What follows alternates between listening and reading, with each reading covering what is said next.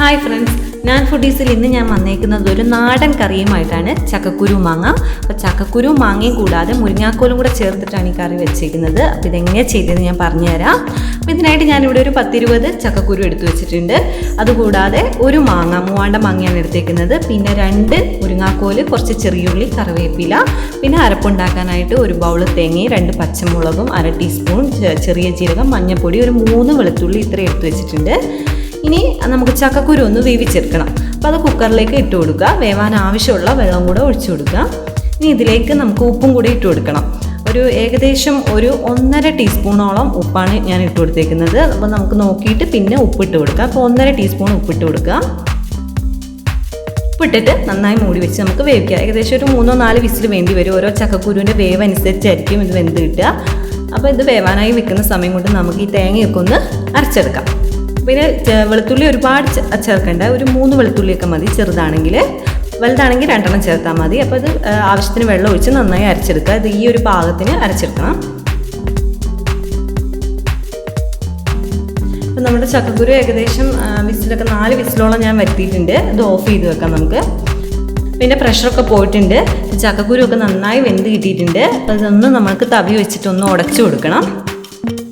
മുഴുവൻ ഉടയ്ക്കണ്ട, ഒന്ന് ജസ്റ്റ് കുറച്ചൊന്ന് ഉടച്ചു കൊടുക്കാം. അപ്പോഴത്തേക്ക് ഒരു തിക്കായിട്ട് വരും.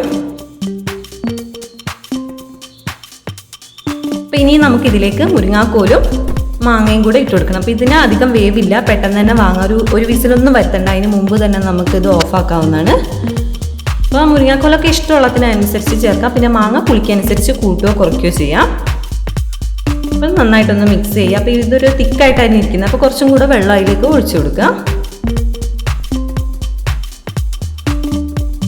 ഇനി ഇതൊന്ന് കുക്ക് ചെയ്തെടുക്കാം. മൂടി വെച്ച് കുറച്ച് നേരം ഒന്ന് കുക്ക് ചെയ്തെടുക്കാം. ഒരു വിസിലൊന്നും വരുത്തണ്ട, ജസ്റ്റ് ഒന്ന് കുറച്ച് നേരം ഒന്ന് കുക്ക് ചെയ്താൽ മതി. അപ്പോൾ ഇതും വെന്തിട്ടുണ്ട്. അപ്പോൾ മുരിങ്ങാക്കോലും മാങ്ങയൊക്കെ നന്നായി വെന്ത് വന്നിട്ടുണ്ട്. ഇനി ഇതിലേക്ക് നമുക്ക് തേങ്ങ ചേർത്ത് കൊടുക്കാം. അരച്ച തേങ്ങ ചേർത്ത് കൊടുക്കാം. പരിപ്പൊക്കെ നന്നായി ചേർത്തിട്ട് ആവശ്യത്തിന് വെള്ളവും കൂടെ ഒഴിച്ചു കൊടുക്കണം.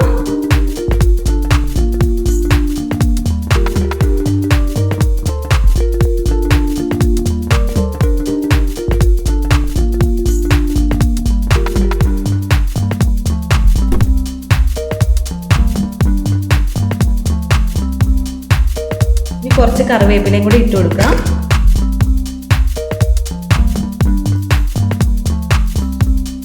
എനിക്ക് കുറച്ച് ഉപ്പിൻ്റെ കുറവുണ്ട്. അപ്പം ഞാനൊരു 1/2 ടീസ്പൂൺ ഉപ്പും കൂടെ ചേർത്ത് കൊടുക്കുന്നുണ്ട്. എന്നിട്ട് നന്നായിട്ടൊന്ന് മിക്സ് ചെയ്തിട്ട് നന്നായിട്ടൊരു തിള വരണം. എന്നിട്ട് നമുക്ക് ഓഫ് ചെയ്യാം. ഇത് തിളച്ച് തുടങ്ങിയിട്ടുണ്ട്. ഈ സമയത്ത് നമുക്ക് ചെറിയുള്ളി ഒന്ന് ചെറുതായിട്ട് അരിഞ്ഞു വെക്കണം.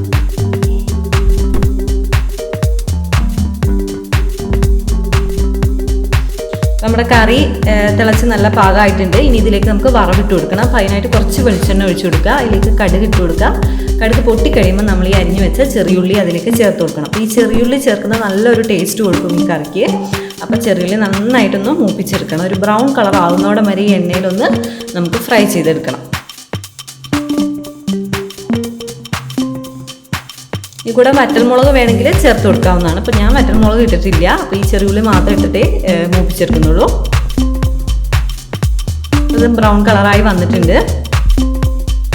അപ്പോൾ നമുക്ക് സ്റ്റവ് ഓഫ് ചെയ്യാം. നമുക്കിത് കറിയിലേക്ക് ഒഴിച്ചു കൊടുക്കാം.